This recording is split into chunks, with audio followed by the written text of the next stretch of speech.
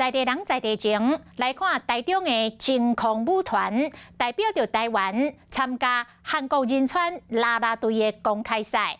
伫4下这个项目，摕到3块金牌、1块铜牌，让世界看到台湾的实力。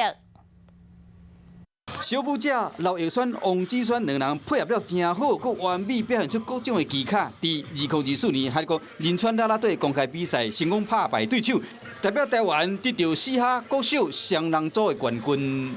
因为要倒立，然后转圈，然后还要配合另外一个人的动作，然后就会很难。大家可以快乐，然后看我的跳舞，非常棒。 另外一组舞者展冠志甲刘成学嘛是台湾职工，双人的编舞各有剧情，加真好看。动作也要配合，而且其实也有很多细节要注意。很开心，可以代表台湾去比赛。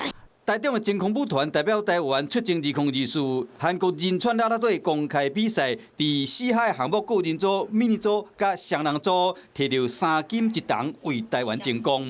多项的舞蹈不同的风格下去做搭配，所以他们练习的东西舞蹈类型就比较多，会比较辛苦一点。台中这群小舞者伫国内外啦啦队舞台拢有真好的表现。 期待讲透过因的表演，让世界看到台湾的实力。Hello， 我是郑雅芳。想要抢先掌握最及时的新闻资讯吗？赶快订阅、按赞、开启小铃铛，锁定华视新闻 YouTube 频道。